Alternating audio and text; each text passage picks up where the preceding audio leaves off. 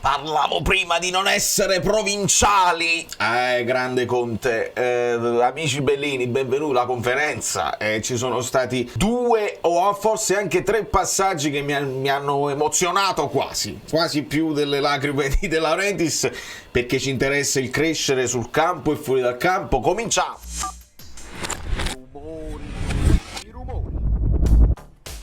Allora, io voglio, bello, è importante, che sia un giorno prima o 2 giorni prima, per me è sempre fondamentale sentire le parole del mister. Benvenuto Antonio Carannante, e iscrivetevi al canale un attimo, per 2 motivi. Il primo è perché noi facciamo ogni tanto la comparazione con le copie, possiamo superare l'Eco di Bergamo, abbiamo superato tutto sport e quindi già bene, bravo. Però superiamo anche l'Eco di Bergamo, quindi iscrivetevi al canale e controllate che siate iscritti, perché alcuni mi hanno scritto, il mio amico Andrea Palazzo ha detto io mi iscrivo tutti i giorni, cioè praticamente ogni volta vado, mi ritrovo non iscritto e mi riscrivo, quindi se capita anche a voi, e qualcuno me l'ha già detto, iscrivete, cliccate sulla campanella, convincete YouTube che vi interessano i video, che vi devo... Lo aiutate anche lasciando il like, e Conte e la conferenza di Conte merita il like, perché è molto chiaro, è difficile interpretare, fare delle interpretazioni strane, ci dice le cose proprio come stanno ed è importante. Quindi noi poi con un'analisi tattica andiamo a vedere anche l'ipotesi di formazione, la dovremmo fare domani, perché magari abbiamo qualcosa in più, ma il riporto dell'allenamento non lo abbiamo, quindi con calma. E questo è Conte. L'analisi tattica, io volevo far vedere questa cosa che è una sorpresa. Non vi spiego che cos'è, qualcuno lo può intuire se conoscete di chi si tratta. È una sorpresa che sto preparando per... Ma andiamo a fare le cose nostre. Tra l'altro, prima domanda, se non sbaglio, ho sentito Antonio Giordano, un ritorno gradevolissimo, perché insomma ci avevano detto che si prendeva, cioè che salutava la militanza, e invece Antonio Giordano e chiede questo miniciclo che arriva. Cosa si aspetta Conte da questo miniciclo? E Conte parla di continuità, parla dell'ingresso dei nuovi che si devono mettere al passo con gli altri, e insomma si aspetta che tutti entrino poi nel giro, perché Conte vorrà anche farli ruotare, o meglio, l'idea è di non far sentire nessuno troppo sicuro del posto. Hai capito, Anghissà? Dico Anghissà un po' per tutti, perché tutti non si devono sentire sicuri, però secondo me uno è sicuro del posto, che è Politano al momento, ma ci arriviamo. Lukaku, come ha visto Lukaku ha sfruttato la sosta per mettersi insomma al passo con i compagni, anche qualche momento di vacanza lui è andato là, si è allenato. Deciderò, perché ci sono ancora questi 2 allenamenti, e deciderà cosa fare. Secondo me Lukaku, se Lukaku sta al 50%, diciamo tra dentro e fuori, secondo me Conte se lo rischia, perché lo conosce a memoria, e Lukaku conosce a memoria quello che Conte gli chiede. Per quanto riguarda gli altri nuovissimi, McTominay, Gilmour, lo stesso Neres, secondo me ci vuole un po' più di tempo. Un primo bilancio, come ci piace a fare ai giornalisti questa domanda, dove loro non dicono niente e devono far dire tutto a Conte. Un primo bilancio dei 100 giorni. Conte però non dà la risposta banale, dice un bilancio positivo. Lui dice 100 giorni intensi, si è lavorato molto in campo e fuori, e si è messo, insomma, si sono stabiliti dei presupposti, si sono messi delle basi per il lavoro che si deve continuare a fare. Poi ci dice anche di Kvara che il problema alla caviglia, la botta di cui abbiamo parlato, che ha preso in nazionale, quindi anche per lui valuteremo. Speriamo bene, perché poi lo sapete che sono fondamentali. Poi credo fosse Ugolini che gli chiede... Molto bene, vedo un clima sereno, mi fa piacere. Allora...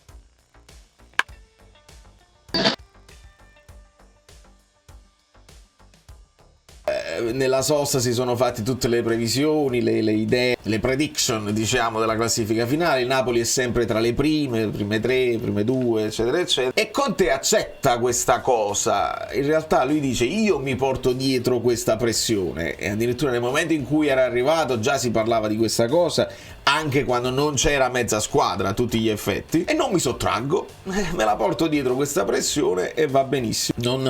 Non ha tenuto nemmeno a specificare che poi noi dobbiamo semplicemente dare fastidio, veniamo dal 10° posto. In questo caso lui dice sì, viene con me. questa cosa che le mie squadre devono lottare, è un momento anche di orgoglio che si tiene. E poi cita anche le parole di De Laurentiis di ieri, che ha parlato di anno zero. Conte dice non è proprio l'anno zero, però si sono cambiate tante cose, perché ne sono arrivati 7, ne sono andati via 10 o 11, insomma vuol dire che si sta facendo una ricostruzione. Poi si chiede sulla duttilità tattica di cui Conte ci aveva parlato in sede di sua presentazione, e quindi la domanda si volge a parlare del centrocampo, quindi il centrocampo a 2, e con l'arrivo dei nuovi e anche il rientro di Foloruncio c'è questa cosa, c'è questo friccicare in città del centrocampo a 3, e Conte ci ripete, ecco perché io vi ho detto si potrà fare in futuro, ma non subito, dare tempo a Conte. Se le cose poi non vanno bene, lui rifletterà, è un po' come ha fatto con il Chelsea. Lui aveva cominciato con un modulo, poi dopo passa, dopo una decina di giornate, non una decina di giorni, una decina di giornate il Chelsea era in grande difficoltà in classifica e Conte cambia modulo e poi vanno a vincere la Premier, quindi dobbiamo dare un po' di tempo. Conte non sarà assolutamente contrario al centrocampo a 3, però deve dare, perché ha lavorato 2 mesi, ha lavorato 100 giorni su un sistema di gioco, su certi principi, ma noi allenatori dobbiamo essere i sarti che vestiamo l'abito migliore dei giocatori, insomma non mettere i giocatori fuori ruolo. Fondamentalmente, se vuoi utilizzare un giocatore perché ti servono quelle caratteristiche, lo metti in un certo modo, ed ecco perché probabilmente l'ingresso di McTominay, che tu vuoi avere un po' più vicino alla porta, potrebbe portare a un modulo un po' più mascherato. Ecco, McTominay a 2 a centrocampo, vediamo se può funzionare come vicino chissà oppure no. Quindi gli si chiede proprio degli scozzesi, sono ragazzi seri, li conosco anche da avversari in Premier, e portano competizione. Proprio questo è il punto fondamentale. Nessun posto stabilito neanche per il futuro, nessuno si deve sentire sicuro, non dobbiamo ragionare da provinciali. Bello. Bello, perché qua è proprio il crescere che è l'unica cosa che conta. Gli si chiede anche di Foloruncio, e qua onestamente chi ascolta, se leggete le dichiarazioni è un conto, se lo avete ascoltato vi sarete resi conto che Conte liquida la domanda in maniera abbastanza veloce, dice vabbè, è stato un pochino le dinamiche di mercato così, ma poi è un lavoratore, un bravo ragazzo, ed è tutto, ci può dare una mano ed è tutto, la chiude velocemente. Quindi sì, è un jolly che all'improvviso, se ti capitano delle defezioni, è rientrato, e quindi lo teniamo presente nelle rotazioni, ma non in maniera regolare, ragazzi. Onestamente non è che non lo so se qualcosa è successo tra lui e il ragazzo, o se non lo vede, o se non lo convince tatticamente, ma lo liquida in maniera abbastanza veloce. Poi gli chiedono addirittura del Cagliari, pensate un pochino che assurdità, una conferenza in vista della partita, gli chiedono dell'avversario e Conte ringrazia, mentre ringrazia, che dice dobbiamo parlare della partita, in realtà dice cose veramente spicciole, le solite 2 o 3 parole. La partita tosta, Nicola è un allenatore sottovalutato che io stimo moltissimo, è un ambiente caldo, lo sappiamo. Poi ci aggiunge anche una cosa, vuol dire che ha studiato e ha sempre dato fastidio a noi, Cagliari, sempre dato fastidio al Napoli. E poi lo studio anche del canale che Conte fa assiduamente, lo ringrazio, le 3 vittorie consecutive. Francesco Perrone che ce lo ricordava in live e noi lo sottolineiamo spesso, questo è il momento dove il Napoli fa le 3 vittorie consecutive, magari ne fa una quarta e a quel punto noi ok, ci siamo tolti un attimo quella paura, poi l'inciampo può capitare, ma questo tarlo delle 3 vittorie consecutive secondo me anche i giocatori lo sentono, quindi un pochino aspettiamoci un po' di, non di gamba pesante, ma magari un po' di braccino, deve succedere l'episodio buono, e quindi Conte ci ricorda che è 1 anno e mezzo che non si fanno 3 vittorie consecutive e bisogna farlo. Poi lo si incalza sulla questione dei 20 anni di presidenza di De Laurentiis, ci può dare un giudizio, l'ha visto anche da avversario, e che Conte dice ma io già ne faccio parte di questi, perché comunque questi 100 giorni li ho fatti, e quindi rientro nel ventennio di De Laurentiis. D'altra parte nel video di recap c'era Garcia, c'è anche Conte, e dice insomma poche famiglie italiane fanno questo, si mettono a disposizione, fanno dei sacrifici per la società. Anche la commozione fa capire l'impegno e la voglia poi lo sottolinea, la crescita extracampo. E qua dice il secondo punto che a me mi ha fatto veramente emozionare dentro una Coppa Italia, diciamo, il centro sportivo, tasselli importanti che ti portano anche qualche punto in più alla fine di un campionato. Signori, sipario. Chiudiamo il sipario e dai, perché è proprio questo che volevamo sentire, e speriamo che insomma De Laurentiis da questo orecchio ci senta e dia un'accelerata importante. Che se per lo stadio la situazione è più difficile, speriamo che per il centro sportivo non ti vai a infognare in situazioni dove devi prima bonificare, perché questo ci ha detto, devi prima bonificare, quindi devi avere dei permessi, poi ti devi comprare il lotto. Si deve fare e si deve fare anche in fretta. Tra l'altro Conte dice pure, io quando sono arrivato all'Inter a Piano era un disastro, quindi crescere è l'unica cosa che conta. E poi domanda veramente inaccettabile: dopo il Cagliari c'è la Juve, cioè noi ancora dobbiamo fare il Cagliari, tu già menzionare la Juve e quanto di peggio si possa fare, e poi la nascondi, no? Dice, come si fa a non pensare già alla Juve e a stare concentrati sul Cagliari? Niente di meno, siamo squadra che è stata 14 anni in Champions, insomma in Europa consecutivi, ancora siamo alle domande.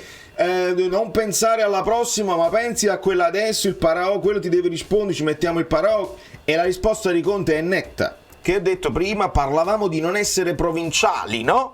Quindi nessuno deve pensare alla Juve, meno tu giornalista che me la fai, hai l'opportunità di farmi una domanda, metti tu nel tarlo dei giocatori il già pensare alla Juve, magari non ci stava pensando nessuno, c'è tempo in mezzo, dai ragazzi, saliamo di livello. Gli si chiede di Neres dal primo minuto, è possibile, Conte è netto, in realtà dipende da loro, non dipende da me, ed è evidente, no, che tipo di risposta è, nel senso che in allenamento mi devono dimostrare, devono mettermi in difficoltà, e se ci fosse bisogno di essere ancora più chiari, ce lo dice proprio, i nuovi spero che possano entrare quanto prima nelle rotazioni da titolare, sapendo che c'è una fase offensiva ma c'è una fase difensiva. Quindi ragazzi, nonostante Neres, lo ricordiamo, l'intervento con il Parma che poi porta la parata di Meret, così c'è Neres in difesa a fare l'ultimo scatto, benissimo, ma quelli sono gli ultimi minuti. Se Neres dimostra di fare fase difensiva attivamente per tutta la partita, Neres ce lo ritroviamo titolare, altrimenti sarà il Jolly che ti entra fresco, ti spacca la partita con qualche dribbling, può essere devastante e va bene. La voglia di vedere Neres titolare ce l'ho più di voi. Se Politano dimostra in allenamento di stare più sul pezzo e di fare tutto quello che Conte gli chiede, Politano sarà sempre il titolare. Partita sporca con Nicola, se siamo in grado di fare anche noi le partite sporche, quindi crescere sotto questo punto di vista, che è una cosa che al Napoli dà spesso fastidio. Bella domanda, piace a Conte che gli dà l'opportunità di dire dobbiamo sporcarci le mani, dobbiamo almeno pareggiare l'intensità che troveremo nei nostri avversari e non dobbiamo solo essere belli, dobbiamo vincere i duelli, una bella conterenza, una conterenza perché Conte, conterenza stampa, dove ci ricorda un'altra volta che quando sei troppo bello e ti specchi e non fai anche la guerra, 48 gol subisci, lo ripeterà per tutta la stagione. 48 gol abbiamo subito. Poi non si arrende il giornalista napoletano. 4-3-3, è proprio, non ti è bastato che già ti ha risposto.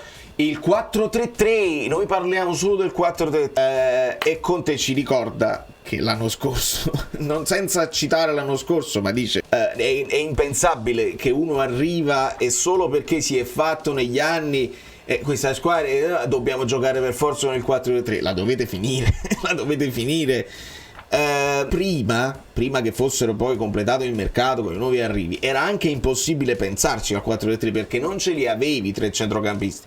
Abbiamo avuto Anghissello, Botka da soli che non avevano sostituti. Come lo facevi questo 4-3?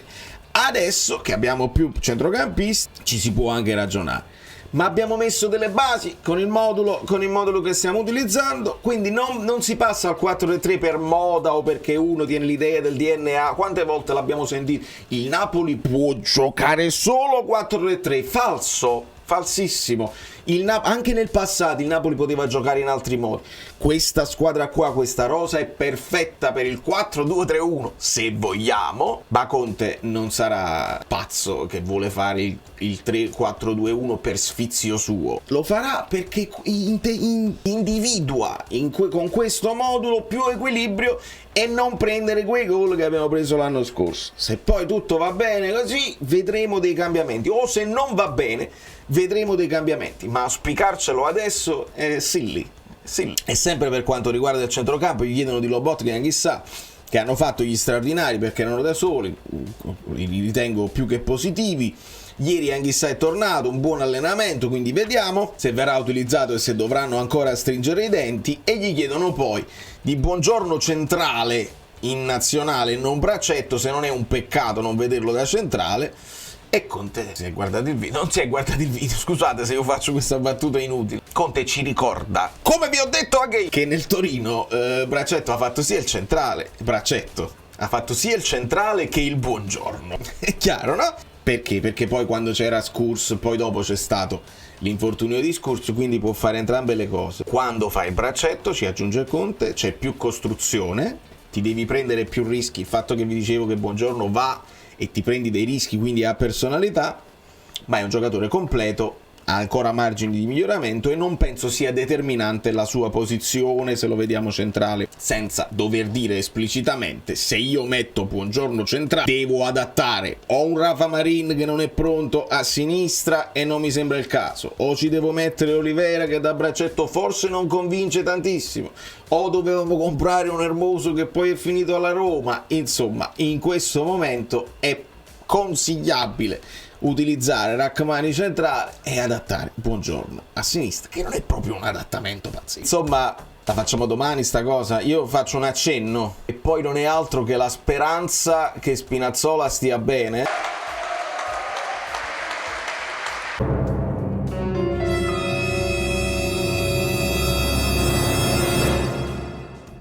Così, e il dubbio è se Anghissà è arrivato così tardi, è meglio Anghissà che è arrivato più tardi degli scozzesi, o ti giochi uno scozzese che però magari non ha ancora gli automatismi che Anghissà ha studiato tutta l'estate, poi piaccia o meno. Quindi la situazione, ragazzi, è questa, si stanno stabilendo i titolarissimi, lo dovete capire, lo dovete accettare, ma ne parliamo domani perché magari abbiamo nuove indiscrezioni sulle botte di Kvara, Lukaku. Se Neres fa il pazzo in questi 2 giorni di allenamento lo vedremo. Da New York, Valerio Fluido è tutto, fatemi sapere la vostra. Vi è piaciuto Conte in conferenza? A me molto.